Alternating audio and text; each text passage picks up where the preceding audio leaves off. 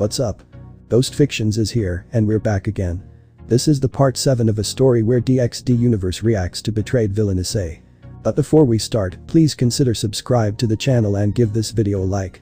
Don't forget to check the description for more informations. Now, let's get into part 7. The audience settled down for the viewing, as RageRevan was almost ready to play when he wondered if he could start bringing the other gods and goddess from different pantheons. He knew that some gods will start getting in the way of Issei's choices. Something on your mind, RageRevan? The one who asked was Mary. As he spoke, nothing much, was just thinking about bringing some other gods. Many of the guests became worried knowing full well some of the gods' arrogance and attitude, and seeing how a mere human for Hunter, Issei, and former human for Concept, Issei can cause problems. The others were also a bit concerned, while those that truly cared for Issei were scared on what may happen to Issei, since he does not wish to work with the factions due to his experiences. Even RageRevan knew when some of the gods come, things will become intense. He gave a glance towards Office and Lilith, who nodded. They will be ready if the gods try any funny business. Even Hunter, Issei knew that some of the gods will be nothing but a headache. He was happy that Zalgo, or Concept, were not here, since they were training the Issei of this universe, along with Arcadia. Issei, and God forbid if she was here, she has no tolerance to anyone that threatens her or her loved ones. Are you sure, RageRevan? They might cause problems. RageRevan looked at Surziches, who asked, as he responded. If they do, I already have some people ready to deal with them. You need not worry about that. Surziches nodded. The last viewing and his utter defeat at the hands of Hunter, Issei showed how dangerous Issei can be even without a sacred gear. Just some power tools, and that was more than enough. Even the others wondered who these people are that would be dealing with, while some believed it would be the Isseis of the multiverse. They didn't know if they are dangerous or problematic, and that was what scared them. Mary and Ingvild were aware of 2 Isseis that they already have met, aside from Hunter, Issei, and they knew that both of them could easily handle any gods that can cause problems. Well, we are already past time, we should get started with the viewing. RageRevan spoke, as both him and Hunter, Issei knew that Riser and his siblings won't be liking this one, since this was due to what happens in the story to both of them. Riser shuddered, knowing exactly what was going to happen, while his peerage, Harem, was calming him down. Claire and Ravel were equally concerned, knowing that Hunter, Issei was not the type to back down from a bounty, and hope that Riser survives the whole ordeal. The scene changes to John having a cup of coffee at 7 in the morning. He sighed, knowing full well this was how his life became, long before he met Issei and Tiamat, along with the rest of her company. He vividly remembered on what had happened to him before he accidentally stumbled in this world via wormhole. It's been years since I came here, John mused as he took a sip of coffee, as he knew on how strong he had become, thanks to being trained by monsters like Issei and Tiamat, and later Ingvild as well. Hunter, Issei looked around, seeing the reaction. It was filled with confusion. He was concerned on how some of them would react, knowing what amount of injustices John had gone through. As some of them looked at him, Claire then asked, "So you have an idea what happened to him?" Hunter, Issei nodded in agreement as he responded, "You bet.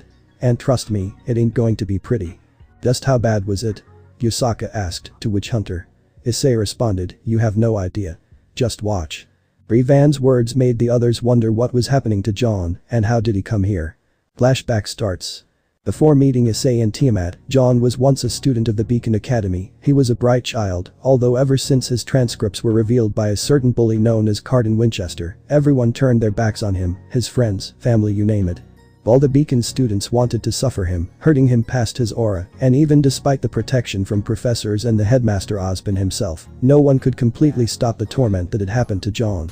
His partner Nikos, who he had trusted, exposed his transcripts to her team and her sister team, Team RWBY, causing them to hate him, and when Cardin did eventually expose him after saving him from the Ursa Major in the Forever Falls, he exposed his transcripts, and things only worsened. His family disowned him without hesitation, leaving him to rot.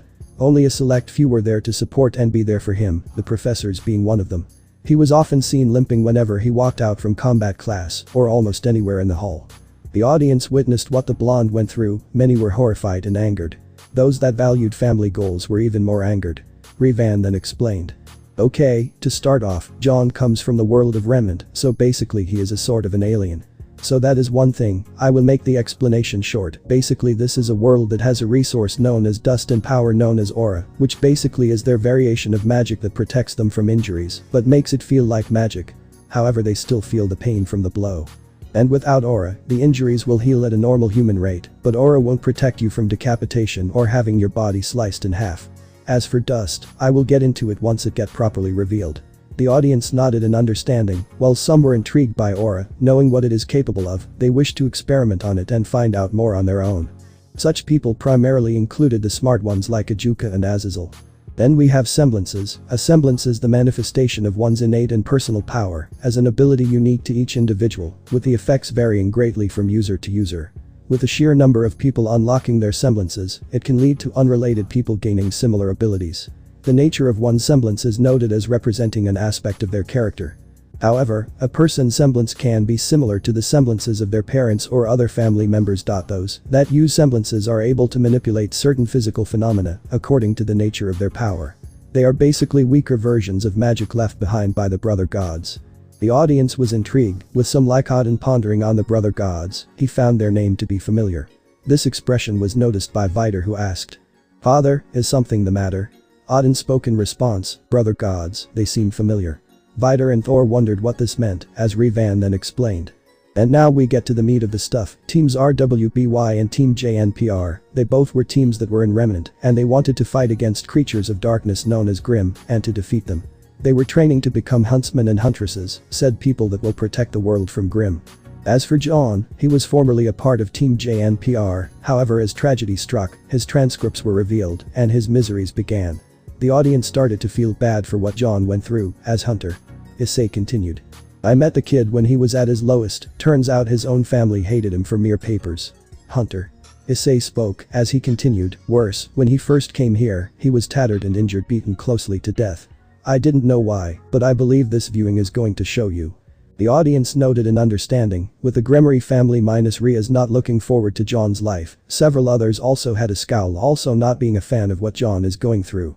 However, everything had a silver lining. Despite what happened to him, only a select few supported him, which included Team CFVY, and from his family, the Terracotta Arcs, they were still by his side, and several more were also by his side, but couldn't show due to the Arc clan's controlling nature. To top it all off, they sent Alexandria Arc to replace John, as she was happily accepted by John's former team, and soon the beatings became worse. Seeing this, John asked Osmond to expel him since that was the last straw. The headmaster didn't want to do so, since him along with the professors saw potential in him, but with John requesting, or one should say begging, he accepted his proposal. The audience felt sad, while some felt angry at how John had to lose his dream. The faction leaders were shaking their heads in disappointment. They knew that this was going to bite them in their ass in the end. Hunter. Issei couldn't help but inwardly smirk seeing this. He knew that this was how things would get, and what happens to the Arc clan. However, some like Mary noted Alex and gave a glance towards Ryu. She soon turned her head away, hoping that Ryu does not turn out to be like either Alex or Ryu. John was walking towards the Terracotta residence, telling them of their latest news. However, just as he was about to head off, a wrecking ball tackled him, sending him flying to the tree. He coughed up blood as he looked at his attacker. It was none other than Baldoria's Esfangini Arc. He is a tall man who has slightly long, messy brown hair. He wears the standard Chronos uniform, a black suit with a purple dress shirt and a black and yellow tie. Who the hell is this average-looking guy? Biku spoke mockingly, to which Valerie added, "True, and honestly, he seems kind of pathetic." Revan paused the viewing knowing what will happen. "Not only that, I sense something off with him, like he is extremely evil." Nick spoke with a confused tone, as Ingvild glared at her before turning her gaze for her hypocritical tone. "That's because his name is Baldoria's Esfangini Arc, he is one of John's uncles." The audience minus Hunter. Issei was surprised by this, as Mary asked, "Wait, if he is his uncle, then why did he attack him?" "It was because he wants him dead." The audience looked to Hunter. Issei with shock in their eyes, as Claire asked, "What do you mean, want him dead?" "It means, they want him killed. Unlike most of the clan that does not want him dead, for now. This one hated John for disgracing the Arc clan, and he wanted him dead. I won't explain much of the Chronos until a later viewing, but all you can know is that they are the most powerful huntsman guild in all of Remnant, so Baldur wanted to remove the stain of a weakling that hails from the legacy once and for all. That is how things became like this." Revan explained, as Hunter. Issei spoke. "Yep, and Baldur is what you can best describe as a fanatic, at his power level, concept. Me theorized him to be middle class when it comes to power. But it is probably the strongest that you can come up with in a place like Remnant." Hunter. Issei spoke, as he thought, unless you consider those two remnants. The audience were angered by this, even Hades and Nyx were angered by how John was treated, with Surziches asking, "May I know what kind of a family this Arc family is?" They were one of the oldest families that exist in Remnant. There are two variants of the Arc family, the one you will see here is the one that will be showed in a lot of the viewings. They were once the kind that puts family first over everything, but in the recent years, it was all about reputation and greed that they care about now. Worse, they will even hunt those that oppose the will of the clan, as they like to call it. Basically it is the will of the elders, and those that oppose them will be either forcefully convinced or destroyed. This is common recently in many timelines, with several having a better Arc clan. But very few Arc clans are good. They only pretend to maintain a family charade, but in reality only care for reputation and power. Hunter. Issei then added. They are arrogant and condescending due to their semblances they have in their weapons, which will be shown in the viewing. This is just one of them, and their best feat is them destroying an entire kingdom with their weapons and semblances combined. They control the weak in this timeline, along with several others with an iron fist, and they hate it when someone does not obey them. Hunter. Issei explained the situation as he witnessed the audience's expression. The audience frowned upon hearing this, with many starting to get angry, as Azazel asked, "Tell me, how many has this Arc clan become a problem to our universe? I can't reveal everything, but they have become a problem in several timelines. So much so, the only way to deal with them is by wiping them all out, leaving nothing behind. This Arc clan have even reached your world in some timelines as well." The audience were getting angered by this, with some clenching their fists with anger, as Venelana spoke with anger. They call themselves valuing family first, they should be ashamed of themselves of doing that to him. Ziasada spoke in agreement, true on that, they have shamed their ancestors from their actions. I agree mother, father. I feel bad for John, though. Surzicha spoke with anger, agreeing with his parents, even Riaz had some sort of agreement to this, although she did not show it. Trust me, you will be seeing this in several timelines. Revan spoke, as he replayed the viewing, as the audience were not looking forward to John suffering. Uncle? Why? I thought I can meet Saffron. Balder had a look of anger in his eyes, as he threw a wrecking ball aimed at John's chest. He felt like his ribs were shattering. Is it not obvious, you disgrace? Tonight is the day you will die. Balder once again prepared his wrecking ball and aimed at his chest as John instinctively avoided the attack. He then spoke with anger towards him. I have already left Beacon, and I plan to no longer disgrace the clan in any way. Balder had an evil smirk as he prepared another wrecking ball. John had to think of something quick, else he would be done for. Wait, they plan to kill him? LeFay asked with horror, as Yusaka added with anger, and do the so-called parents even know of this? To answer your questions, yes, he does plan to kill John, and to Yusaka, no, the parents don't know of this. The audience were horrified and startled by this, with Mickey asking, they plan on killing the boy for fraud, what kind of a family is this? Mary wanted to speak, but Claire stopped her, as she gave a glance to her mother. She may not be as bad as John's mother, but she is no saint. Mary also was angry at what the Arcs were doing to John. They have really become twisted as time passes, and all because of the current leadership, they have become like this. As for his parents, that being Nicholas, his father, and Juniper, his mother, for them John is already dead to them. The audience were getting angered, but the most angriest were the ones that were parents. They really are disgraces to the word parent. Their anger was well displayed in the audience. Balder once again flung the wrecking ball, as John kept on running further inside the Mistralian forests. The wrecking ball destroyed some of the trees, as John instinctively ducked, avoiding the strike. He turned behind to see Balder having an evil sadistic grin. Try dodging this, you disgrace. Balder slammed the wrecking ball, which hit a rocket-propelled direction towards John's head. As he looked in horror, he tried to dodge the attack, but it was a direct hit. Balder continued to strike him with blow after blow, with John barely dodging. However, he couldn't keep dodging forever, he was breathing heavily. Seeing this, Balder struck him hard on the stomach that sent him flying. He crashed upon a tree, he coughed up blood as he tried to escape, but Balder unleashed one more strike, sending him to the ground. He couldn't hang on for much longer. The audience were worried from this, some looked in horror and fear seeing John like this. Grafia and Yusaka covered the eyes of the kids, so that they aren't subjected to this horror. Hunter. Issei was watching with anger, remembering what had happened to his John, something that was noticed by some people in the audience, as Arthur asked. I hope they received what was coming to them. Hunter. Issei did not respond. He knew what had happened to Balder, whose life was eternally suffering till he was put out of his misery courtesy of John, who also tortured him to death. Balder stopped on the ground. John was left in a half-dead condition, his bones were broken, his clothes were tattered, and he was bleeding in all conditions.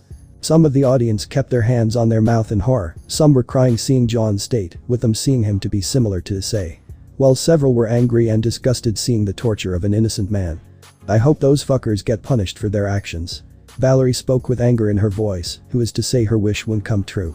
Seeing this, Balder left John, half dead, but not before leaving a parting message. You got what you deserved, you disgrace. You should have never opposed the clan and tried contacting its members. Now you will die a horrible death. Balder walked away, however unbeknownst to him Jon was alive and well. Many were horrified by this, some were gritting their teeth in fury seeing Jon's state. Even Hades and Nyx had looks of anger on them. However, their anger was because of Balder's arrogance and attitude and not Jon's suffering, as for now. Flashback ends. Jon completed his cup and had a scowl on his face, he then spoke with anger in his voice, "Just you all wait, I will live my own life, and none of you will get in my way." However, his thoughts were snapped when someone called out to him, this was Tiamat in her maid costume, as she spoke. "Jon, Master has called you downstairs. Your match with Phoenix is today." Tiamat spoke with slight spite knowing how her Issei is, as Jon nodded. He got into his gear and headed down to deal with them. He is now wearing a white polo shirt, blue vest, a dark gray blazer that is short sleeve and reaches out until his legs, tie, jeans, leather gloves, and a cowboy hat. Issei had worn similar clothing, except his pants were now jeans, and his shirt was made of expensive cotton. Tiamat looked away with a red tint, she still was not used to herself being in that costume. Some of the males took note of Jon's clothing sense, as Azazel asked. "Is he? Hunter?" Issei spoke with a smile, "Yes, and he is about to slay some hoes." Some of the Phoenix women glared at Hunter Issei for his verbal comment, but he did not care. "Ah, you have arrived." Issei had won his clothing, he had a bottle of water before he had left, he then asked, "Did you pack holy bullets?" Jon only gave a nod, as he watched Issei consume the full bottle completely. "Well then let's go. I also packed mine." Jon nodded as the duo left the room. The audience wondered on how the match is going to go. The only ones afraid are the ones in the Phoenix peerage, or more precisely the riser Phoenix and his peerage. Even Claire and her family were worried by what was going to happen, with Mary calming her friend down. The scene changes to the Orc clubroom where Issei and Jon, along with the Gremory peerage were present. Issei looked at Riaz with curiosity, as she spoke, "Alright, here is the plan, Kiba, can you?" "Okay princess, I will stop you right there." Issei cuts her off and speaks, "We will handle this, Jon, let's go." Jon nodded, the less time he spends with this red-haired cow. Jon and Issei left off, as Riaz exclaimed, "Wait." Riaz looked to see both of them gone, she sighed and looked at her peerage, she soon foolishly commands her peerage. Riaz had a frown upon this, when she had heard the narrator speak of her in such a low manner, and when Jon still considers a red-haired cow. Oh, and if you are wondering why Jon hates all red-haired girls, the reason is because of Nikos, she was one of the first to abandon him. So that is why. Hunter. Issei explained, to which the audience nodded in agreement. Riaz still had a frown, she was nothing like this Nikos. Rizer was worried on what may happen to him, he remembered on how he had fought Issei, and on how had beaten him, he gave a glance to his peerage, who were all worried on what their fates were going to be. Issei and Jon looked to see several of Rizer's peerage, as he gave a glance towards Jon as he spoke, "I will clear the trash." "You got it. Guess the big ones are for me, then." Jon nodded as he brought out his twin pistols and dashed towards them, he hid his presence and reached above a tree, where he could see the three girls belonging to Rizer's peerage aiming at Burent, Marion and Sharia, rushing towards the Orc building. He took aim and fired 2 bullets aimed straight towards the heads of Marion and Sharia, which caused an explosion as they dropped to the ground in a glowing light. 2 pawns of the Phoenix family have been eliminated. Grafia announced to the group, as Burent looked in horror, seeing the attacker to be Jon, who was blowing out the smoke from his gun. Holy bullets, almost a death sentence to the devils. What do you think? Anger could be seen on Burent's expression. Jon could be seen smirking looking at her. The 2 peerage members were pale upon seeing this, as they looked to see Hunter. Issei, who gave a nod to them as he spoke.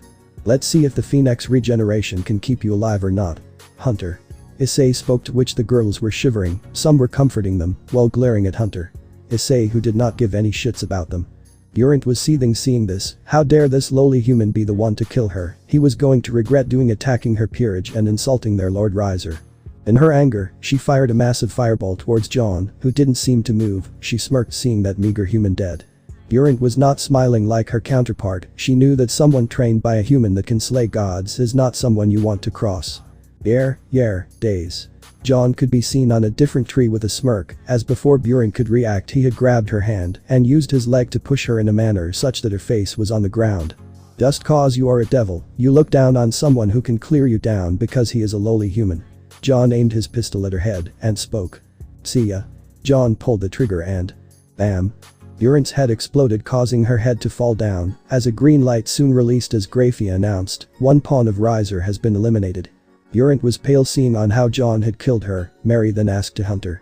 Issei, Hunter, what did you train the boy in?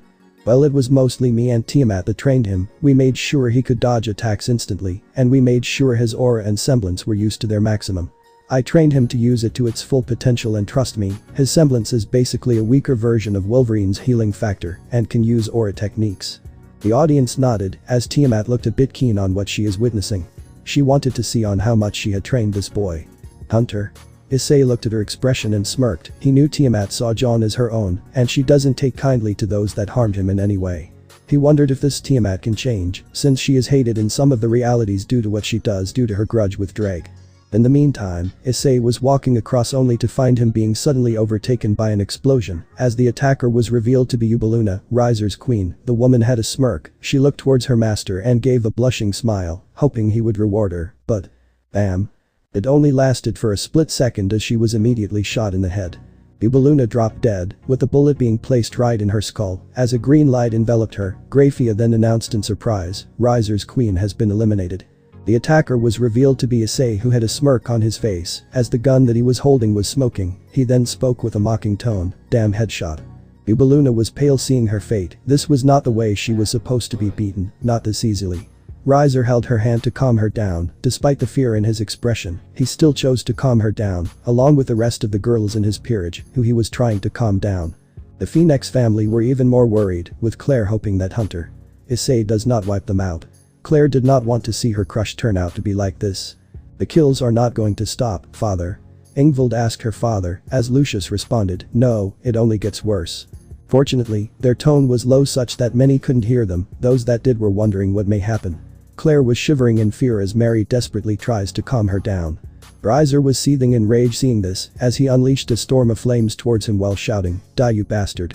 Issei only smirked in response as he brought out a cigar and started to smoke it. He looked at the approaching storm. He leaped in the air and spoke while removing his cigar. Well, as much as I would rush through the flames, these clothes will get burned. They are expensive, even though I did stole them. Some of the audience had a frown while some were glaring at Hunter Issei, as he spoke with a shrug. What? Those belonged to one of my targets that I had to kill. Plus, I did like it so I kept it. My client was going to destroy them anyway. Might as well keep one of those. Hunter Issei spoke, as the audience still kept staring, as Hunter Issei spoke. You might miss the next scene, it will be intense. The audience turned their gaze as they saw how Issei was going to fight against Riser's peerage. Issei turned his attention. He brought out Ragnarok and instantly sliced down any of the peerage members that were present. They were immediately sliced into pieces before anyone could react or notice, much to their shock and horror. He soon turned his attention to Ravel and Mihi. He immediately kicked her in the air and decapitated her from her body as they all glowed due to what happened. Grafia then announced, 5 pawns, 2 rooks, 2 knights and 1 bishop has been eliminated. Everyone was shocked, it happened so quickly. He soon turned his attention to Ravel, who seemed fearful as she tried to fly off with her phoenix wings, but was immediately grabbed by Issei, who slammed her to the ground. He soon grabbed her by the throat and spoke. One of the 2 phoenix brats, who should I kill first? Ravel was hyperventilating and crying with fear. He really was a monster. Ravel herself was terrified and fearful. She regretted listening to Riaz, since she was afraid of what is going to happen. Riser was tempted to calm her down, but he remembered what she had done. He wondered if his Issei would kill her or not. As Sayerg had spoken looking at this. You know that she did, right? Riser nodded in response, as he once again glanced at Ravel. He can only hope she learns from this. Riser was worried on what he would do to her. In the meantime, the audience was stunned as Lord Phoenix yelled, what the hell is going on? I really don't know, Riaz must have gained a powerful ally or 2 powerful allies to help her. Zeocitus commented in a surprised tone, seeing how much of Riser's peerage has been annihilated, as Venelana noted in response, true, and both of them are human, and they are slaughtering devils like it is nothing. Venelana was also surprised, however unlike Zeocitus, who was open to the idea odd marriage. Venelana was against, so she was a bit happy that Riaz was winning. Venelana was surprised by her counterpart's actions. While she supported Ria's marriage with Riser, her counterpart did not. Revan looked at this and spoke while pausing the viewing. Yes, Venelana, in some timelines there are minor and major differences. This is one of the minor difference. In one timeline, you are against Ria's marriage, in a different one you are in for the marriage. Venelana nodded in understanding as Ajuka asked. Then what is the major? Revan then spoke in response, Issei not being a pervert, being hyper-intelligent and being hateful and aggressive due to being deceived, basically his concept counterpart. As an example. The audience gulped at this. They remember on how Lavinia's fate was when she fought against Issei. Ejuka nodded in understanding, despite being fearful of this. Now irrespective of the changes, different changes leads to different results, separating different timelines and universes. RageRevan generated a webbing that had multiple parts. Many were surprised by what is happening. As he spoke, I will get to the explanation at a later time. Let us watch the viewing, we only have one more part after this, the season finale. The audience nodded in understanding, they all were interested in the webbing that he had generated, however they were wondering on how this would change. In another room, Graphia was watching the fight with fear in her face, while the other Satans were watching with worry watching the onslaught. So that's the legendary supernatural bounty hunter, huh? Ejuka asked as Surziches nodded, he remembered the brutal beatdown at Issei's hands with the disrespect that came to him. He will never forget that. Hunter. Issei can only shake his head in disappointment, knowing on how some of these devils hold grudges and then get killed by him. It was not just devils, many of the supernatural had this problem in his timeline. Surziches also was disappointed in his counterpart, he could only hope that this one can learn his lesson. The one that kicked your ass. Surziches nodded to Seraphol's words as she added with a smile, he does kind of look cool.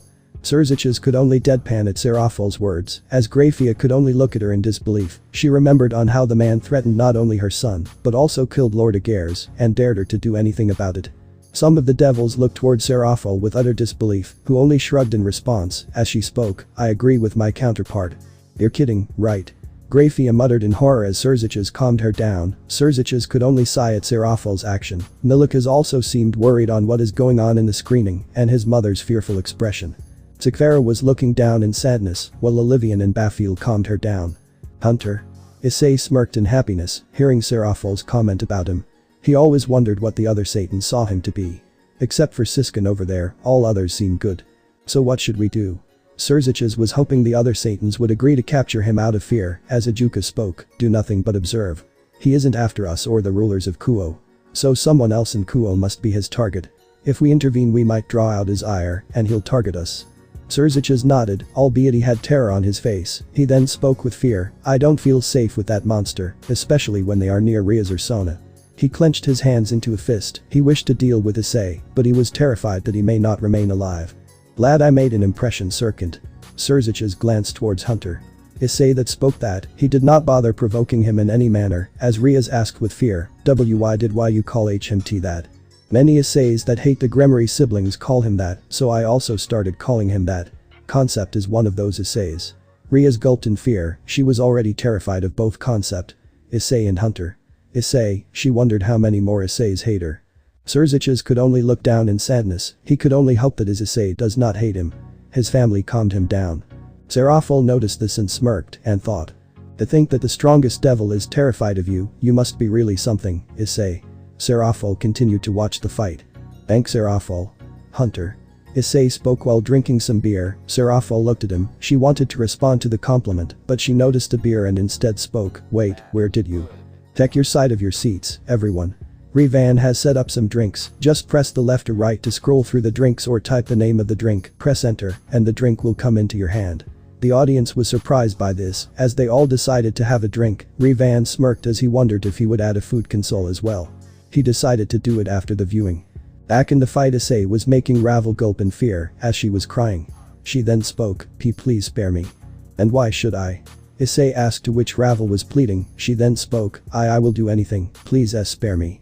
Issei thought for a moment before smirking, you will do anything, right? Yes. Issei then spoke in response, meet me sometime in the future, Sona Citri will contact you when I need you, once you are done I will let you know what I need, betray me, and I will make sure you beg for death. Ravel only nodded in response, as she teleported in a green light, as Graphia announced, one Bishop of Riser Phoenix has been eliminated. Issei soon leaps in the air to have a final confrontation. The Phoenix family sighed in relief, despite what Ravel did, they didn't want her to die horribly. Ravel herself was relieved. Some frowned at the cowardice, but understood it was her only way out of the situation. You know the saying, cowards do survive. Sometimes. RageRevan thought as he watched the viewing. In the meantime, John looks to see the Gremory peerage already arrived. As he spoke, you're late, Gremory. We will be the ones to handle. Riaz and the others were surprised to see the location completely empty, with the exception of Issei clashing against Riser. Where is everybody? John then spoke. If you didn't hear the announcement, only Riser remains, and Issei is fighting against that Phoenix. John spoke, as Riaz and her peerage just remained helplessly, with John continuing, "You should have stayed in the clubroom, watching the show, cause you are contributing nothing." Hyoudou and Mitsuda were the angriest as they were about to dash towards John, but Akeno stopped both of them. She shook her head, remembering her fight against him. She couldn't lay a single hit on him, and she knew he was holding back, else she was done for. "Listen to that huge-titted queen. She is the only one that makes sense in your team." Akeno remained silent. She did not know how to respond to John's words, while some clenched their fists in anger. Akeno in the audience also remained silent. She did not know how to respond to the comment, while the rest of the Gremory peerage were angered by this, but they had to contain their anger, since almost many of the audience hated them. Riser was watching with fear. He did not know what is going to happen, since his fate was to be much worse than him. Issei walked over to Riser, who looked visibly afraid. "Now let's finish this devil," Issei announced as Riser somewhat got his confidence back as he tried to swing at Issei with a fire-enhanced punch. But Issei caught it before punching Riser right in the face, which broke his nose as he stumbled back. But Issei wasn't done as he delivered another punch in Riser's gut before giving him a good book on the side of his head that made him see stars while dropping on his knees. Issei just grinned as he lifted Riser up by his hair before grabbed his head and kneeing him right in the chin that cracked his skull. Riser was pale seeing this, while his peerage looked on in fear. They were terrified on what Issei was planning to do. Claire and Ravel were in tears seeing this happen. Mary was calming her down. She was wondering when this will end. She gave a glance to Hunter. Issei, who only shook his head. Mary understood this and pitied on what Issei has planned for Riser. Riser let out a painful howl as Issei threw his body across the field a few meters away. The Gremory peerage watching this were stunned by this as John spoke. "This was bound to happen. My teacher doesn't take kindly to arrogance and annoyances all that well. That's all the mighty Phoenix clan has to offer. Such a disappointment," Issei said loud enough so everybody of the broadcast could hear it. Issei looked at the downed Riser as he kneeled a bit. "You still alive down there?" Issei asked as Riser barely got a word out. The Phoenix family present couldn't help but be angered and horrified by this. Claire wanted to have some words with Hunter. Issei, since she was unaware of this, but Mary stopped her. Claire spoke in response.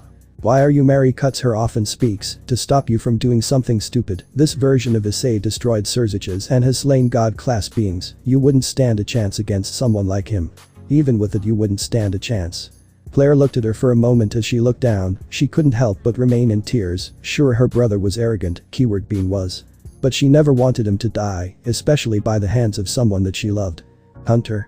Issei looked at her for a moment and remained serious. He didn't intend to kill Claire, since this Issei also cared for her. He would have subdued and knocked her out. Riser, on the other hand, was shivering. He was glad that Issei did not go this far during both of his matches against him.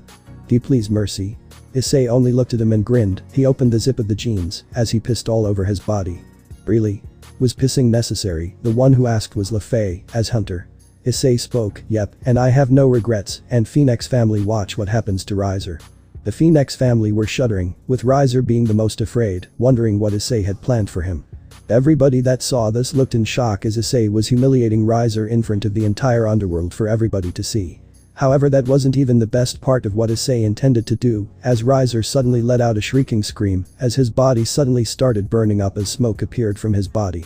What is this?" Riser yelled in agony as his body was burning up at such an alarming rate. Issei closed the zipper in his jeans before grinning down at him. He then spoke, "Well, before the match I have been drinking a lot of holy water. I was curious if the holy element still is present after you drink it. And it appears that it is true. Also, the holy element in the water that I drank is much more pure than in regular holy water bottles. So I guess you'll die from holy piss." Issei revealed as Riser could only scream in pure pain as his body started breaking down before being burned completely. Riser was pale seeing this fate of his, while the Phoenix peerage were crying seeing their master in such a state. Claire herself was crying seeing this, as Mary and the others calmed her down. Claire looked towards Riaz with rage in her eyes. She was about to lunge towards Riaz, who was looking towards her in fear. She wanted to generate a barrier, making her even more terrified. Claire summoned flames in her hands as she shouted, "Gremory." Claire was about to reach Riaz, but Revan stopped her and spoke while dispelling the flames. "As much as you want to kill her, you can deal with her once you get back. She is all yours." Claire had a scowl as she turned away and sat on her seat saying nothing to anyone. She was beyond livid that the woman that was responsible for Issei's pain and could have potentially caused Riser also pain is still present. Riaz could only cry in fear. She was terrified of the hatred that was present in the theater for her. Akeno and her peerage could only calm and console her. Her family had no words. Riaz was becoming worse and worse, and they didn't know on how to deal with her. Grafia could only announce, Riser Phoenix has been eliminated, the winner is Ria's Gremory and her peerage. The voice announced, but nobody cheered as they all were too stunned at what just happened. The only one who wasn't stunned was Issei, who just grinned at nobody in particular. The screen soon turns to black. The audience were stunned by this, as RageRevan had spoken. We will be taking a 10-minute break and then start with the next viewing. The audience nodded, wondering what viewing are they going to show. The audience were interested for the final part. RageRevan then spoke, before we begin, I would like to bring some guests. He snapped his fingers, as 5 people had joined in, the audience recognized them, especially Hades and Nyx, both of whom had scowls and clenched their fists in anger. Persephone was stunned seeing them here. They were none other than the Greek gods Zeus, Poseidon, Hera, Artemis and Athena. Zeus was described to be a blonde-haired man who had a mustache, it almost seemed to look like a handlebar mustache. His hair was longer than most males, reaching all the way below neck length. He is stated to have worn a crown and a toga. He also wore slippers. He held a crackling lightning bolt in his hand. Hera also had a crown and had silver hair and green eyes. Her braided over one shoulder. She wore a dress that shimmered with colors like peacock feathers. She seemed to be wearing a white dress that extended all the way down to her lower legs. Poseidon seemed to be a black hair, a neatly trimmed black beard, a deep tan, and sea green eyes that were surrounded by sun crinkles that told one he was prone to smiling. His hands are also scarred like an old-time fisherman's. When casual, he wore Birkenstocks, khaki Bermuda shorts, a Tommy Bahama shirt with coconuts and parrots all over it, and a cap decorated with fishing lures, which says Neptune's lucky fishing hat. Athena was a beautiful young woman that had purple hair and light green eyes. She seemed to be wearing a traditional Greek attire that seemed to be a fully dressed robe, however they were decorated with gold ornaments that had one worn on her chest. She also wore a necklace and 2 earrings on each ear. She held a scepter staff in her hands, which circular at the top made of gold. Artemis was also a beautiful young woman with round blue eyes and long white hair, with the bottom of her hair attaches to a large circular ornament. She wears long white dress with red tip at the bottom, a silver necklace, and a pair of sandals. Like her origin, Artemis wielded large bow which is capable of firing arrows made of pure energy as a weapon. The Greek gods wondered where they were right now, as RageRevan floated towards them and spoke, Greetings Greek gods, I was the one that brought you here. Zeus stormed up to him and spoke, I hope you have a good reason for bringing us here, human. RageRevan shook his head and snapped his fingers and spoke, just for the record, my name is RageRevan, and secondly yes, I wanted to show you something, the multiverse if you may. The 5 gods were intrigued by this, as Hera asked, so the rumors are true? There are different universes. Yes, they are Hera. You may all want to sit down, and yes there are some fellow gods in the audience. RageRevan pointed towards Odin, Thor and Vidar, which did surprise them, they even saw Cerziches and the others as well. Hades, Nyx and Persephone were fortunately not noticed for now. So on whose reality are we watching? Athena asked with curiosity and interest, as RageRevan answered, we are watching the Isseiverse, basically the multiverse of your Earth, to put in short. Artemis had a frown, she was not a fan of men in any way, as she muttered, that damned man thing. Athena noticed this and spoke, Artemis. Athena could only hope that Artemis would change, she feared that if she continued this attitude of hers something horrible may happen. Anyways, we want to ask, where is the pillar anyway? I see his group of gals, but he is nowhere to be seen. Poseidon asked, to which RageRevan snapped his fingers and memories were inserted. He had fortunately sealed their powers without them knowing, so that this problem bunch wouldn't cause any problems. The Greek gods looked towards the girls and those that supported the infidelity that had happened. I see. Poseidon responded, as he responded, don't come crying when he does live a happy life. Correct, none of you have the right to go near him. But on a serious note, had you girls broken up or in arena and Ravel's case spoke to him about his perversion, we wouldn't be in the situation to begin with. Artemis remained silent, she frowned upon the girl's actions. We can only hope he works with us. Hera spoke as Zeus added, we can only hope he did not take infidelity well. Hera nodded, she wondered if the viewing will change Zeus's nature, she could only hope for the best. The viewing changes several weeks later. Issei's actions did cause a turmoil in the underworld, especially with what he had done to Riser, but Seraphol spoke to them, along with the 4 Satans, to not provoke him. The elders were angry, but Ajuka pointed out on what happened 3 years ago to Lord Aegir's and later to Cerziches and Grafia, which made them all quieten up. All in all, they relented and hated Issei, but they couldn't do anything about it. Old hags. They never change. Hunter. Issei commented in response as he looked towards Ajuka and Seraphol and added, you two made the right choice. It was the logical to do, them coming after you would only cause you more problems. Seraphol spoke in agreement, yup, and from what you can tell, you didn't want to deal with this taps fingers in a mocking manner supernatural bullshit. Yep, and if you didn't scores of bodies would have fallen. Hunter. Issei responded, as the two Satans nodded in understanding. They even dealt with Kakabiel, thanks to Rainer who had assisted him in finding the base. She was proven to be useful and trustworthy. As a result, Issei had decided to give Rainer her own gear. She was now wearing a white and black bra, a pleated miniskirt. She also had a top that she wore instead of a thong and had worn black leggings and black heels. She also wore black gloves and black elbow guards that allowed she wielded a giant spear which can throw and return back to her anytime. I really don't get it, why did you make me wear this clothing? Rainer asked, to which Issei responded, this is because you will need for your upcoming expeditions. You will be taking your own bounty hunting tasks, that is why Oz trained you, remember. Despite being expelled from Grigori, I made sure that you would be ready when you are tasked with a bounty hunting. Even Ingvild and Tiamat have their own gear. Tiamat and Ingvild nodded in agreement. Despite the maid costumes they were in, each of the girls had their own gear. Even John had his own gear. Rainer looked at her new clothing in surprise. She did not say much in the last viewing, but she was intrigued by what she was wearing, as she asked Hunter. Issei, Hunter. Yes, Rainer, well, I oversaw your training whenever I could. I noticed you rely too much on your magic. All you do is generate light weapons and attack your target. So that is why I asked from a certain contact to generate a throwable spear that can return to you upon command. It is based on technology, so you can still fight even when you don't have your magic with you. Rainer noted this down, as she knew that she was powerless without her fallen magic. She wondered if she would ever learn to fight like her counterpart. Mary was also concerned. She could only hope that the person that caused Issei so much pain would leave him alone, otherwise she fears that once again she would hurt her brother. Tiamat and Ingvild were curious on their gear, the former being more so, as long as she got out of her maid costume. Additionally, the audience were surprised by Kakabiel's fall. Then again, Rainer working with them did allow them to defeat the fallen angel much quicker. Soon enough, someone teleported inside the room. It seemed to be an ancient Greek with a symbol, and soon enough the appearance of a tall skeleton dressed in attire worn by high priests gives off a creepy aura. Despite having no eyes, his eye sockets can glow to give the appearance of eyes. This was Hades, the god of the death. Ah, the god of the death, what can I do for you? Issei asked, to which Hades responded, I am going to need someone to be eliminated, and not just one person, but her entire squad. Eliminated? Issei asked with a surprising tone, as he smirked, now, who does one of the top 10 require me to eliminate? Hades took a deep breath, as Tiamat approached towards Hades providing a glass of water. The underworld god looked around to see that a crow and a bat had joined the group, but he kept to himself so as to not provoke him in any way. Ingvild and Rainer frowned at Hades' racist views towards devils and fallen angels, however they kept quiet knowing full well that they stood no chance against him in any way. Persephone only shook her head and sighed knowing how much Hades has changed. She gave a glance to Hades, wondering whether he would have a change of heart. She had witnessed signs of his old self appearing. Maybe more of the concept viewing will do change his heart. Nyx looked at Hades wondering what his current intentions are. In the meantime, the Greek gods were having their own thoughts on the matter. This brother is up to his shenanigans again. Zeus spoke with a bit of a mocking tone, as Poseidon added, I agree, and we have to clean up his mess, like we always do. Well, I probably will have to cancel going to the bar this evening with my wife Amphitrite due to the paperwork like I have been doing for the past few months.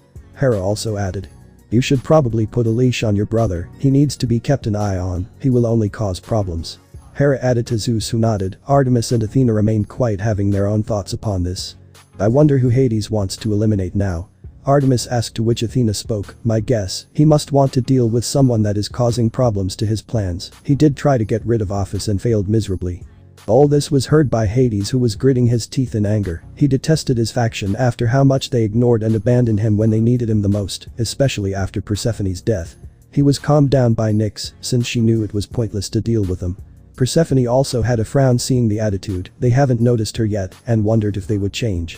RageRevan smirked, knowing full well what is going to happen to them, especially to Zeus. In the meantime, Hunter.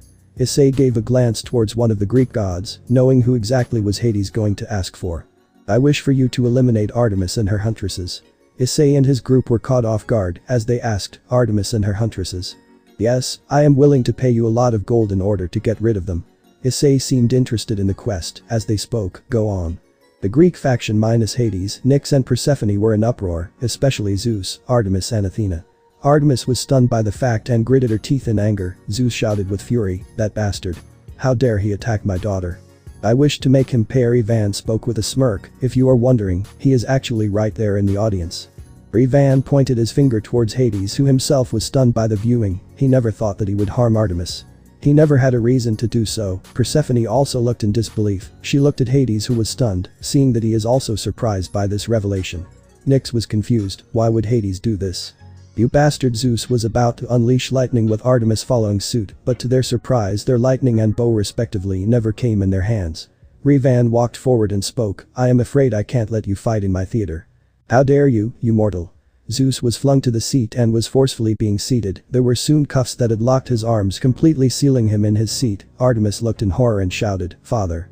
Revan looked towards Artemis and spoke, sit down Artemis. Artemis seemed reluctant at first, but Revan spoke, sit down.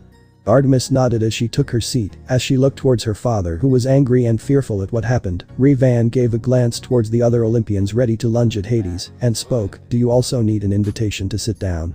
The Olympians nodded and sat down, as Poseidon asked, why do you defend him?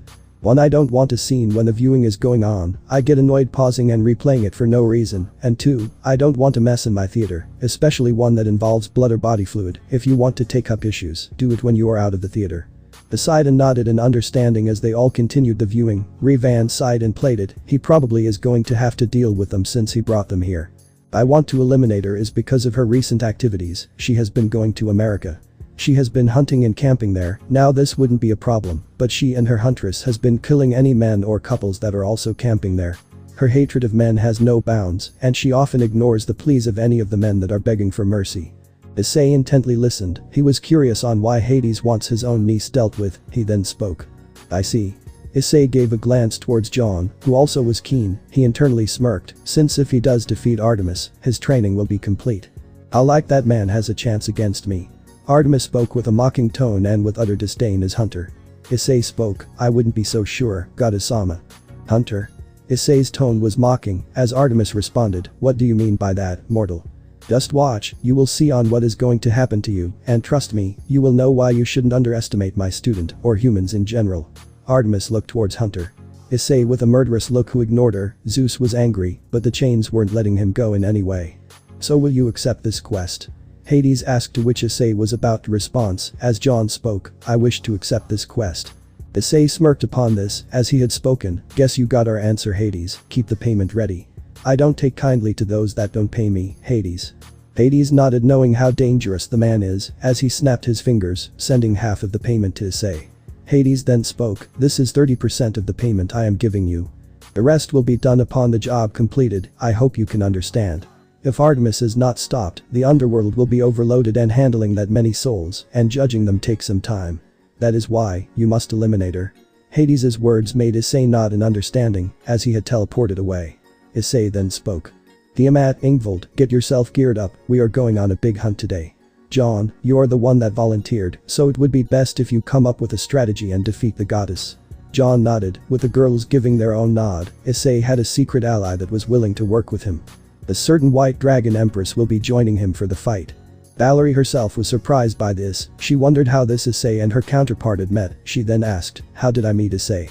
Hunter, would you explain this one? Hunter. Issei nodded in response, yes, so once I took down Kakabiel and decided to drag his ass back to Zaz, I had a run-in with you.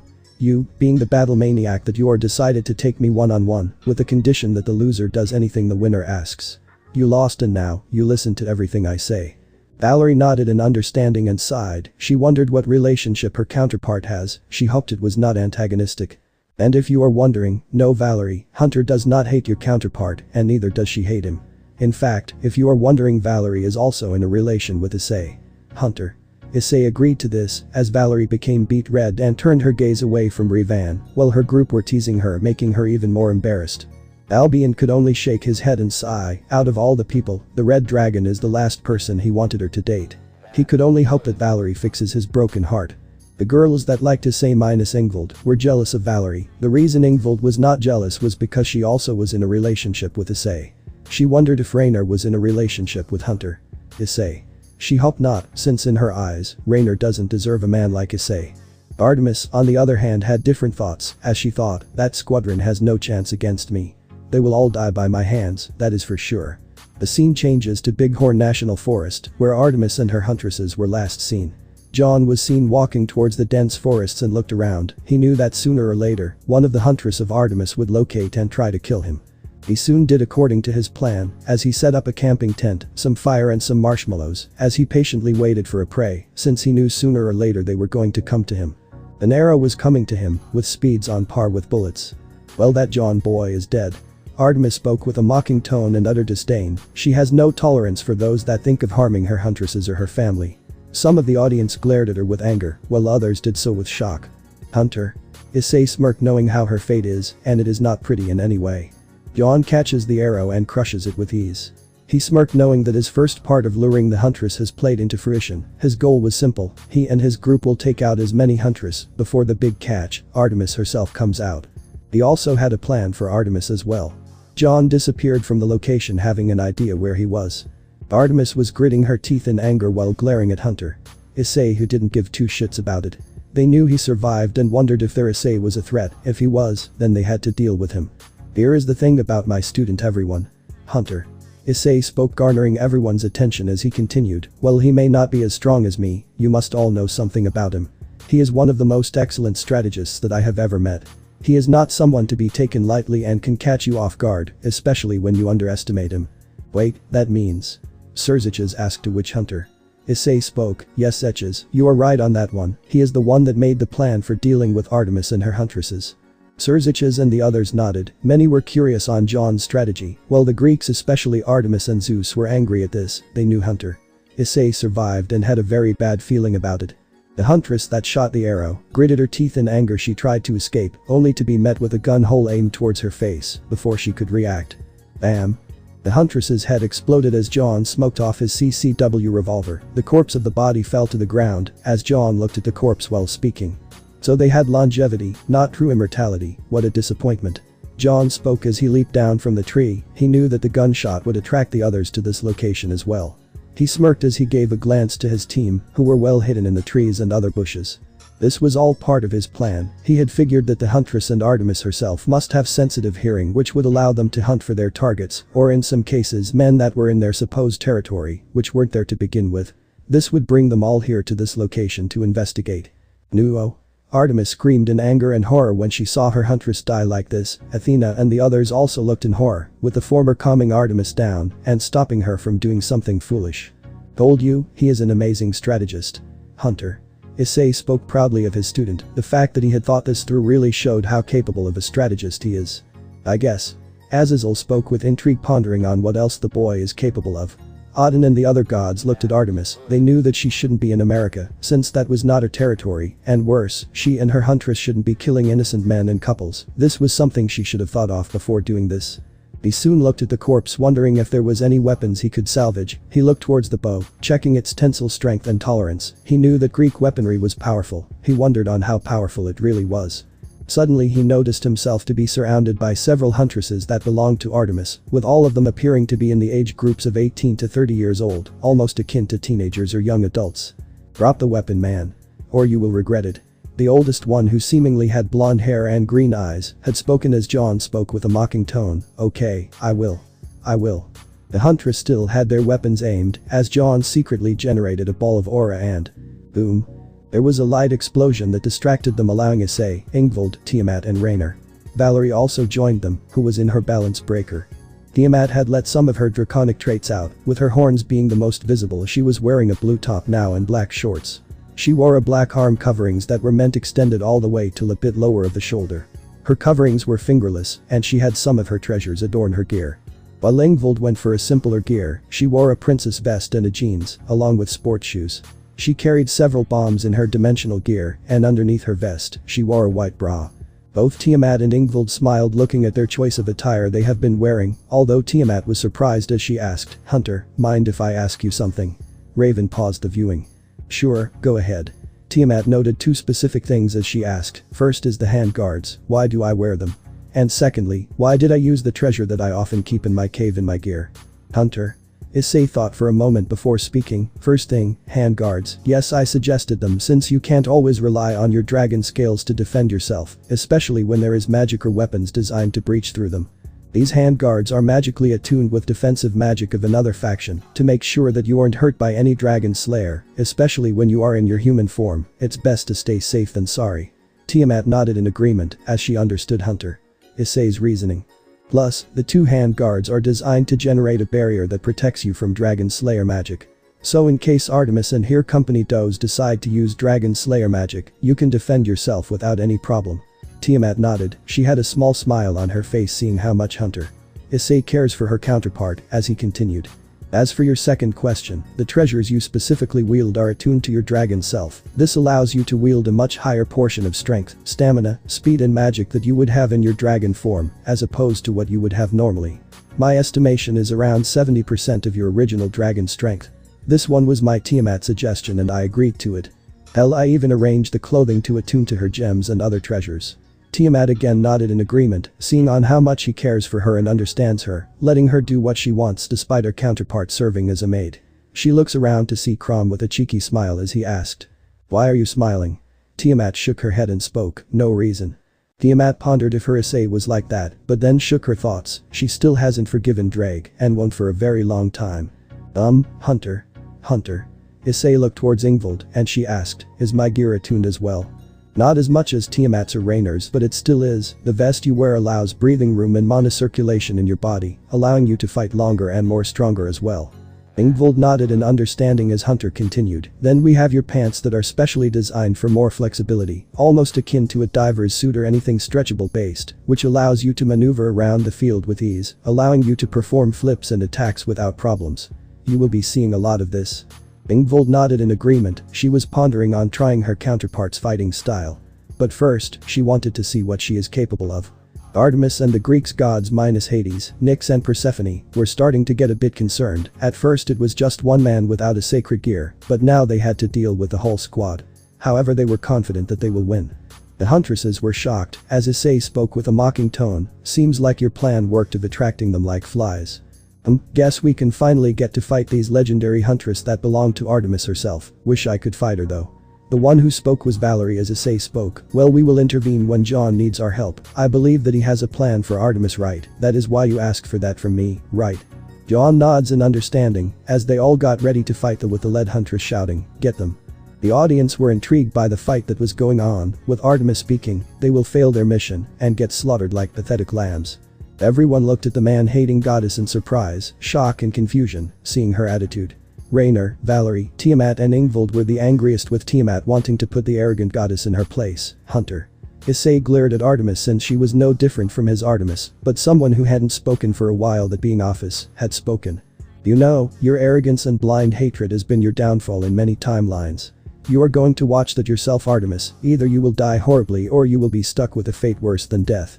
Now just watch, as your huntress fall, and soon, you, the goddess of hunting, will fall by the blade of the very people she detests. The office's words made Artemis really angry, but she had to sit down and relent. She refused to believe office's words. She was calmed down by Athena, who couldn't help but agree with the Ouroboros dragon's words. She wondered if she could change or not. Tiamat leaped in the air, using her dragon wings as she flew in the air. The huntresses raised their bows and started to fire, only for the Chaos Karma dragon to close her hands in a X motion, generating a barrier. It blocked all the arrows with ease, much to their shock due to it being dragon-slaying arrows, as once the arrows were done, Tiamat started to breathe some flames. She soon unleashed the flames upon the huntresses, who screamed in pain as she leaped on the ground. She soon saw several more huntresses trying to ambush her from the behind, only for Tiamat to grow a tail using magic and swat them like flies. She once again flew in the air, grew her hands into talons and sliced them in half using her claws. Tiamat soon noticed more huntresses joining the fight as they were generating an incantation. She leaped in the air and unleashed some flames which were blocked by a small batch. She gritted her teeth in annoyance, knowing that she would be needing more power, as someone called out to her. Tiamat, let's work together. The one who shouted was Ingvild, who had kicked a huntress, ending her flying. She used the water under the ground and unleashed a very hot stream of water, which started to peel off the skin, flesh, blood and organs of the huntresses that are present. Artemis looked in horror seeing the way her huntresses were getting slaughtered like lambs. Tiamat then spoke with a mocking tone, guess your batch of huntresses are the lambs instead of us. Artemis looked at her with a murderous look as Tiamat glared back and spoke, never underestimate a dragon, Artemis. We will burn you to the ground just like our kind has done so to you people. Prom nodded in agreement as Artemis gritted her teeth and sat down, albeit reluctantly. She was not happy with what had happened to her huntresses and she was going to make the John pay for his actions. Ingvild herself was surprised by how brutal she was. She never knew water could be this dangerous, but her hunter counterpart displayed a very different method of eliminating her enemies. She gave a glance towards Lucius, who didn't seem that surprised by what he was witnessing. He knew how dangerous Leviathan's power can be if used correctly, and this Ingvild learned the method. Tiamat nodded, as Ingvild's eyes glow in a lavender color as the area around her is enveloped in lavender light particles, and she started to sing, which increased Tiamat's strength and other abilities even higher, as she exclaimed. "Sweet, thank you Ingvild."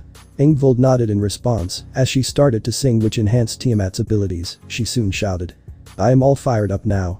Tiamat blew some more enhanced flames and fired it across the huntress group, who all were incinerated alive, despite the shields protecting them. They screamed in pain while they were being burned alive.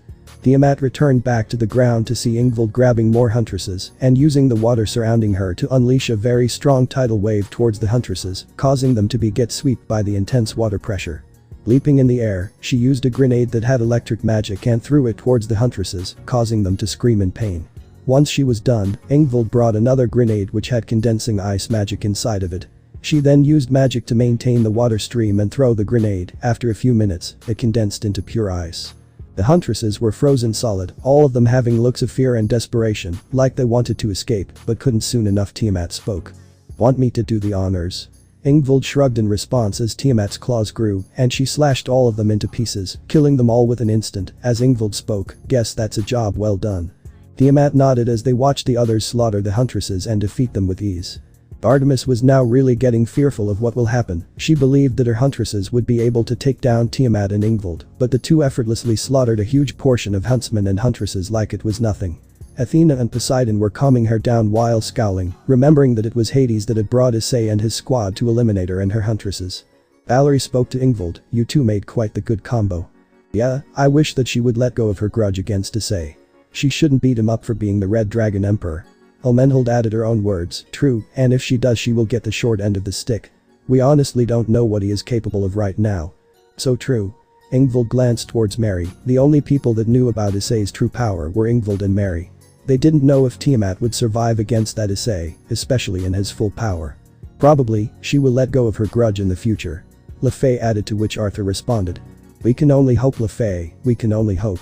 Biku then spoke with a curious tone, "Although I wonder how the others will fare against the huntresses that they are assigned to." "True, I am curious on my own strength," Valerie added, as they all continued to watch the fight that had happened against the huntress army. Many screams of huntresses were heard as the attacker was revealed to be Raynor, who had received her spear back. She was surprised by how powerful the weapon was, as she made it loud. "Damn, this spear. It really is powerful." Raynor spoke, to which Valerie spoke in her armor. "Of course it is." Issei made sure Azazel fulfilled the end of his deal. He did receive 50 million United States dollars, and the spear instead of his awarded 100 million United States dollars. Raynor nodded, looking at the spear. It was a red and glowing spear at the tip, while the hilt was black in color. The red glowing spear had a mark of fire when Raynor commands it.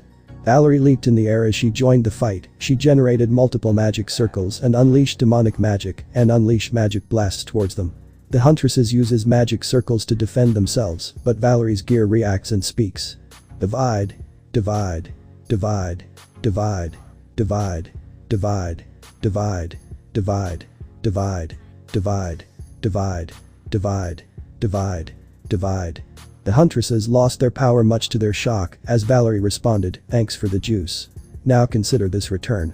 Valerie retorted by unleashing multiple more magic circles upon them. As they tried to run, they tried to escape, but there was nothing that they could do, as they were completely evaporated out of existence. They screamed in pain while they were being evaporated. Valerie was not surprised by her capability, and with this iteration of Raynor working with her, her chances of defeating them were pretty high. "That spear? Did you?" Raynor asked to Witch Hunter. Issei responded, "Yep, Zaz made it for you upon my request. That spear really does strengthen what you are capable of." Raynor wanted to speak, but she remained quiet. She had no words to speak. She was grateful for Issei's hunter counterpart for helping her and making her stronger, but she did not know or understand why. Since in her eyes, Issei hates her and wants her dead. Raynor didn't understand the feeling, but she started to feel bad. She did not know what she was feeling. She was starting to feel bad for what she had done to Issei and Asia, but mostly Issei, since he truly loved her at one point. Rainer, on the other hand, had a serious tone, releasing her 8 wings due to the training she had received. She would normally unleash a barrage of light spears, but she decided to condense her magic into the spear, which started to glow an even brighter red. Let's see if you overconfident huntresses handle this. Rainer smirked as she threw the spear, which went faster than the human eye could see. The spear immediately killed a few of the huntresses, and soon it triggered a massive explosion, as many were engulfed by the explosion. Rainer brought back her spear and smiled, seeing on how dangerous the spear is. How much do you think we must have gotten? Rainer asked, to which Valerie spoke, judging by our attacks and actions, around 40%. That means Ingvald and Tiamat have slaughtered around the same bunch, which makes it 80%. Guess the boys are going to have all the fun. Valerie gave a sigh and nodded. At the very least, they were able to slaughter 40% of Artemis's forces. Artemis was crying, seeing on how many of her huntresses were getting slaughtered. She glared at Hunter Issei for accepting the quest, who could feel the glares inside. He then spoke, if you want to pin the blame on someone, pin the blame on my client, not me. He is the one that killed your huntress. I am just a simple man making his way in the supernatural world. Hunter Issei spoke with a shrug, to which Azazel retorted with slight mocking tone, simple my ass. You are rich as hell. Well, if the job is quite good, why not demand for more money for my services? I mean, slaying gods is no joke.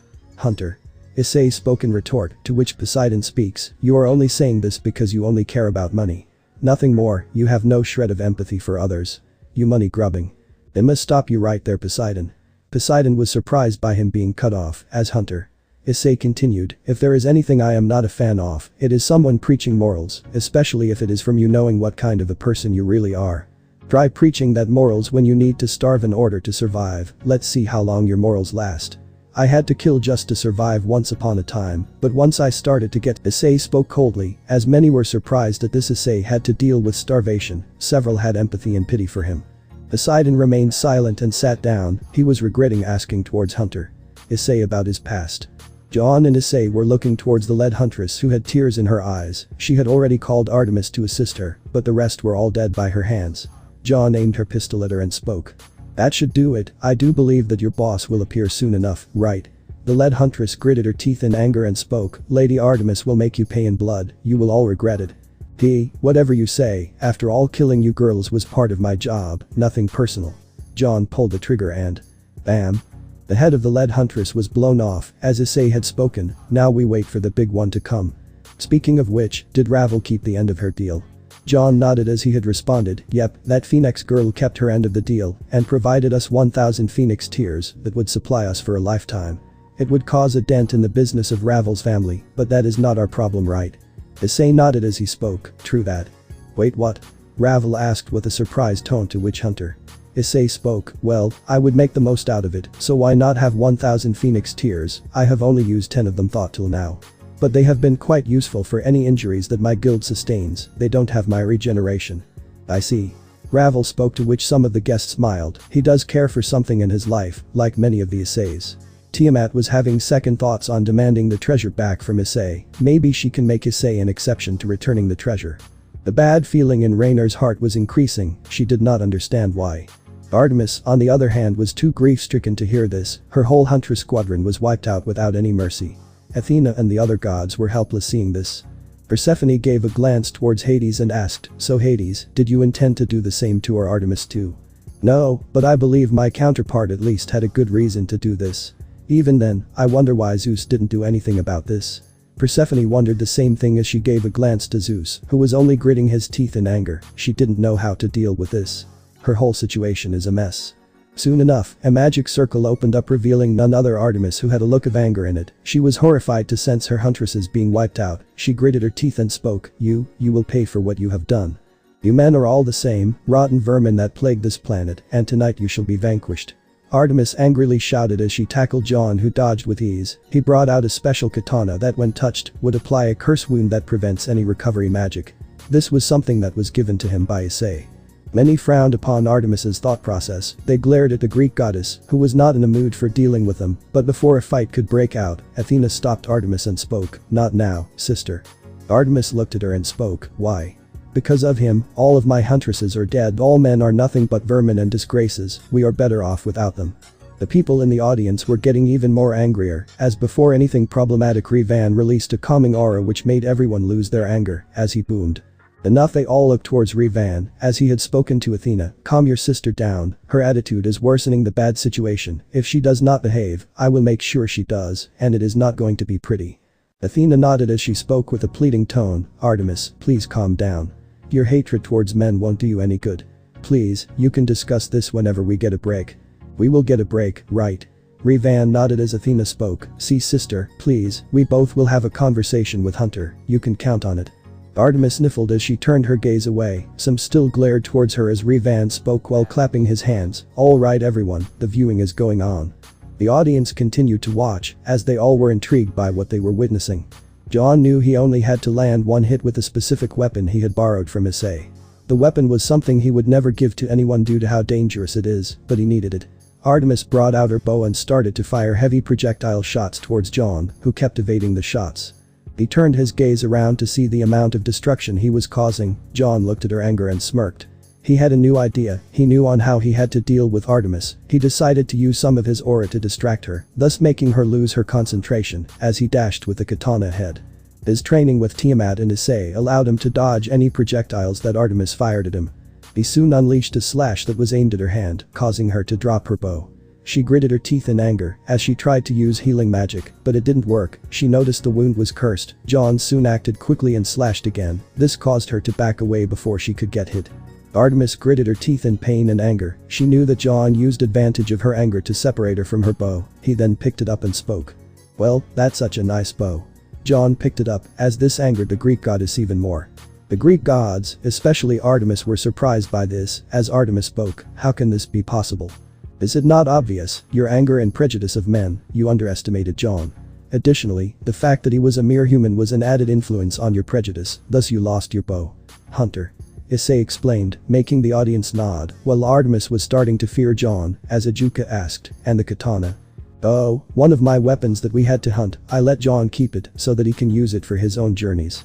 He still has it and takes good care of it. He even has a similar katana that cures and removes the curse effect and even heals the wound.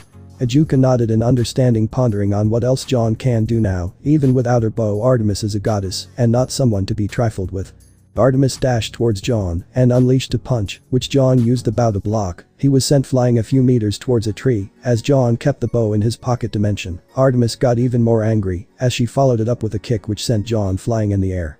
Generating aura wings, he was starting to fly in the air.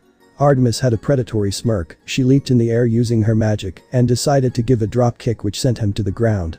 There was a dust cloud. Artemis had a smirk, but to see that John was missing, as John fired a shot which she evaded, she looked at her attacker as John had some of his clothes torn and was slightly bruised. Come and get me. Artemis dashed towards John. She was ready to kill him for good. The Greek gods minus Hades, Nyx and Persephone were hoping that John would lose the fight, but they could only watch for the time being. The others were curious on how John was planning to deal with the Greek goddess, as they knew she was far from done. John had a plan in his mind. He had to lure Artemis in such a position that would allow him to trap and bind her for a short amount of time. He generated some strings with his aura and started to drop them. Artemis was too blinded by rage and fury for noticing this, as John kept dropping them, surrounding several trees and other locations. Artemis used some magic onto John, who kept evading, but he was unable to evade everything as some grazed his body including his legs, which caused him to grit his teeth in pain. However, he kept going. He knew his aura would heal him. He looked towards Artemis with her shouting. "Get back here, you man thing." John kept evading as he spoke mockingly. Nah. Artemis was getting even more angry as he kept dancing and dashing around. The audience were pondering on why John was making her chase around. They knew that he was not going to tire her in any way, since a god's stamina far eclipses that of a human's speed. Some of the smarter ones in the audience, like Ajuka, Azazel, Athena and Elemental to name a few, noticed the aura threads on specific locations, but they were pondering on why John is using his aura to create aura threads. Issei watches with a smile. He knew he would intervene if things do go south, as someone flapped her wings. He looked to see Tiamat flying beside him, as he asked, "So, I take it you are done with your cleanup?" "Yep, Ingvold and the others are clearing anything else that remains. The later the gods know, the better." Tiamat was looking at John and spoke, "You let him fight Artemis alone?" "Yep, and he is doing a good job at that." Tiamat looked at him dumbfoundedly as she voiced her concerns. "But Ice, are you sure Artemis will kill that boy? I don't want to see him suffer again." Issei looked at her with a worried tone as he pulled her towards him, making her slightly less worried as he spoke. "He won't, Tia." But Tiamat retorted as Issei had spoken, have faith in John, we trained him to be the way he is supposed to be, and look at how he is going, Artemis is unable to even get to him. He is thinking of aiming his attack at the right time. Just trust him on this one. Tiamat could only look solemnly, she would intervene if things do go south, she knew Issei would also do the same. She nodded in understanding as she spoke, I understand, but I am intervening if he gets too injured. Issei nodded in response as the duo nod in acceptance. Some of the girls that had a crush or loved Issei had looks of jealousy or were making jealous noises. Their loved ones and other people were calming them down. Many smiled at the sweet moment that was happening between the two hunters, it seemed like they were watching their kid grow up. Tiamat was red seeing this, she couldn't believe her counterpart to be acting like this, however she did have a question, if my counterpart likes Issei, what kind of a relationship do I have with John? RageRevan was about to answer as Hunter. Issei spoke, I will take it from here. You see Tiamat, as time passed with the two of you training him. The three of you became akin to a family, you see John as a little one, and if anything happens to either me or John, you will destroy the ones responsible, no matter what happens. Tiamat nodded in understanding while trying her best to suppress her blush. The fact that she sees Issei as a mate was something, but John as her little one was too much for her. The jealousy in the girls was intensifying even more, while Mary and those that cared for Issei knew that there was still the old Issei in them. They were happy knowing that Issei was living in happiness. In the meantime, John stood at the center as Artemis dashed towards the same spot ready to kill him. Only for John to leap in the air as he pulled the strings that he was setting on the ground. In mere moments Artemis was completely bound using the aura string, startling her as she exclaimed, what? How? Is it not obvious? Well, you were blinded by your anger, I set this trap up. Now, it is time to end this. Artemis was using her superior strength to break free from the strings, but John did not let that happen. He brought out the empty blade of nothingness, a dagger that had a red ruby on its hilt. Artemis was starting to break from the restraints as John used his aura to speed himself up and immediately stabbed Artemis in the head, causing her to scream in pain. Artemis was pale seeing herself like this, Athena held her with concern and worry. The Greeks were horrified by this, seeing Artemis's state, with Xerxes recognizing the blade as he spoke. That blade. It is the same blade Issei used against me. Issei nodded with a smirk, he then spoke, you got that right.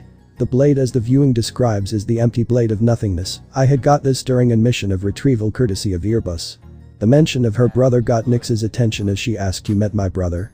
I did, and before you ask, he is alive and well in my timeline. Nyx breathed a sigh of relief as she asked, then what do you mean courtesy of Airbus? To put it lightly, Airbus wanted me to head to a specific location in the Shinto territory to gain some treasures for himself. In return he promised to give me half of the treasures that I gain. Along with proper payment for my services. This dagger is one of the treasures. Nyx nodded in understanding, she was happy that Issei did not kill her brother. Yusaka had a question of her own, which was on how Issei was able to enter the Shinto territory undetected, but soon remembered his experimentations and on how he can enter into different territories undetected. As for the blade, it is my most valuable weapon is the empty blade of nothingness, which has the ability to disrupt and seal away any kind of supernatural enemy when stabbed by it. Even ultimate level gods will lose their divinity the moment their skin touches the blade. I think you know what this means, right? Issei's words made Artemis and the Greek faction minus Hades, Nyx and Persephone shocked and horrified, with the latter three also being stunned by this revelation. Zeus and Athena were tearing up upon realizing that Artemis won't live for much longer. Artemis muttered with shock and horror, with her speaking, how? This blade seals any divinity that it touches against, right now you are a human, and any wound to a human's skull is a death sentence. Artemis could only cry in defeat, she not only lost her powers in battle, but also she couldn't avenge her huntresses. She started to lose her vision, and soon she collapsed to the ground dead.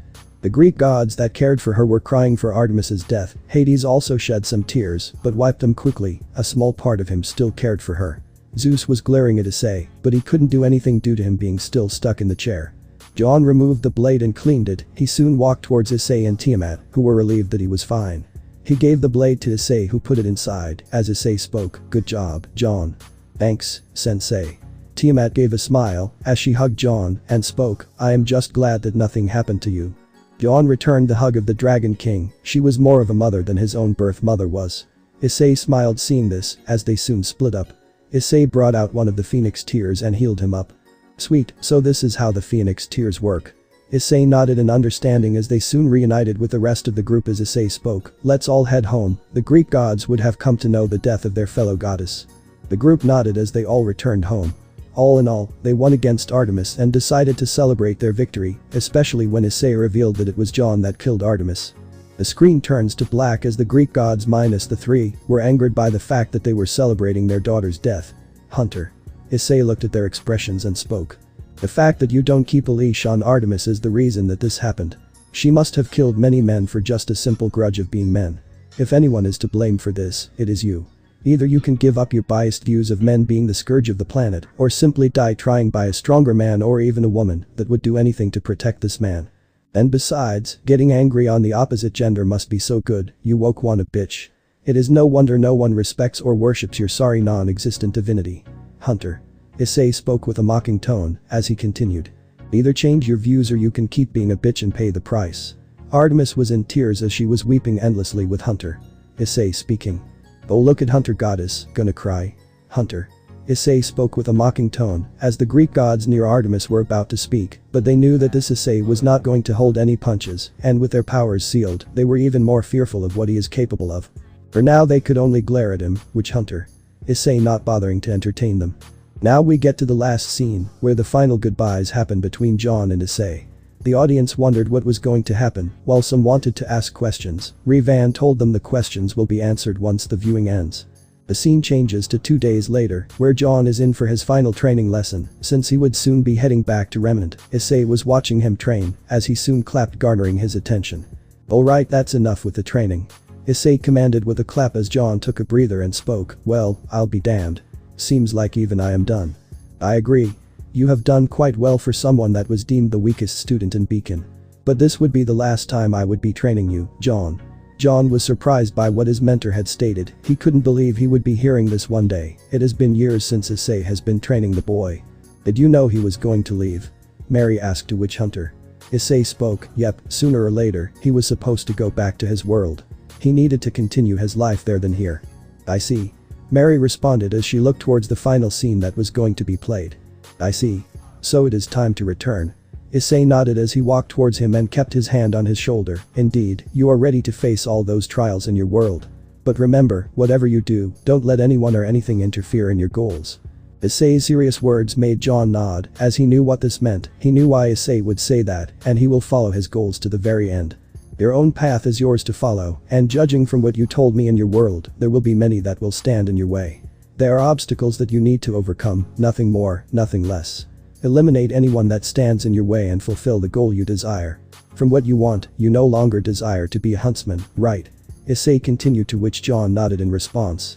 Indeed, all I see them as false heroes and frauds that ruin the motion of what heroes stand for. I will charter my own path and destroy those that stand in my way. Issei grinned in John's response as he spoke. Excellent, my young student, I wish you good luck for this journey. Your portal is where you'd been. It has been reactivated, so I'd think you should make haste, young man. John nodded as he headed inside to get his stuff. He had already packed most of his stuff, so it would only take him a few moments to do so. And from the looks of it, John knew he was going to go back. Falbium commented, to which Ajuka responded, yes, he did have to deal with those disgraces, right? Not necessarily, since they didn't want him to be a huntsman. He decided to now become one, especially after he saw their true selves due to his experiences. Hunter. Issei spoke, as Ajuka nodded in understanding. Many of the audience agreed with John's words of them being frauds and false heroes. They refused to see those morons as real heroes. He eventually came down with his suitcases. As he reached where Issei was present, he was near his courtyard, where he usually trains with him on a daily basis. The portal was right behind him, since he teleported to Issei's house all of a sudden, where he was noticed by him and another person. Well kid, I wish you the best of luck on things to come. John nodded as he stepped into the portal. He waved goodbye to Issei, who returned the same, as John was teleported back to Remnant. So do you two see each other again? Claire asked. She had calmed down from her incident with Riser, to which Hunter. Issei nodded, yeah, we keep in touch, even till today he still remains in touch with me. Claire nodded as she wondered on what journeys John would have. The others also wondered on what journeys he would have in Remnant. Soon enough someone came in. This was none other than Tiamat, as she asked. So he really left? Tiamat asked with slight sadness as Issei responded, the kid had to head back to his own world. You knew he couldn't stay with us forever, right? I know. Tiamat gave a sad sigh. She liked being with the kid. She hated what happened to the kid as she spoke. If it were up to me, master, I would have never let him go to that hellish world. I would have burned all those that had harmed him, even most of his pathetic excuse of a family. Tiamat spoke the last part coldly as Issei, although could care less about Remnant, he frowned at how their mentality worked like. But in his eyes, he knew John would cripple every last one of them that would get in his way at this point. Tiamat agreed with her counterpart, like almost everyone in the audience, she hated the mentality the Vale citizens had for John. She wished to burn them all down to the ground for such petty thoughts. Yeah, I know. But if I know John. Let's just say that Remnant's in for a storm. Issei spoke with a grin, wondering on how he is going to deal with those fools and morons. They are nothing but obstacles that John needs to crush. I agree. Tiamat approached closer to her mate as the latter looked at her, he knew exactly on how to cheer her. Well, I was considering. Since that green-haired Beelzebub owes me a favor, I will probably ask him to create a portal ring that can take us there anytime we want. Wait. You mean it? Issei only nodded in response, as she beamed in response, thank you master. You needn't thank me, I'll do anything for you and the other two girls in my place, now come inside, Tiamat responded with a smile on her face, she loved Issei the most, no matter what happens. She looks after the house with the other two girls, who see each other as sisters. They all love and care for Issei, more than anyone else. The screen changes to black as RageRevan speaks, and with that, the short viewing of Supernatural Bounty Hunter has officially ended. The audience sighed in relief as they rested in their seats as RageRevan spoke, so how was the viewing? It was amazing in its own right, although it was short. Some of us enjoyed it really well. Surzicha spoke, despite being humiliated by Hunter. Issei, he did have some fun watching the viewing. He wondered what other viewings will they watch. Ajuka then spoke, so what do I owe Hunter? Issei. I helped you locate the crystals of the Malabranch that were stolen by Cow's brigade, so you task Issei with that. However, instead of money, Issei asked you to build a portal device, which you agreed upon doing so. Ajuka nodded to Hunter. Issei's words, as Serafil asked with slight cheerfulness. So what are we watching next? RageRevan thought for a moment and spoke, we will be watching something interesting, since the concept viewing is still a bit corrupted, instead of waiting I will prepare another viewing. You all can't till then take a break in the cafeteria. Serafil nodded as the audience started to get up one by one, Zeus's restraints were opened, as he scowled in response. However, he knew that he couldn't do anything again due to his powers being sealed. Otherwise he would have destroyed Hunter. Issei for killing his daughter. That's it guys. Thanks for watching and supporting us. See you in the next part.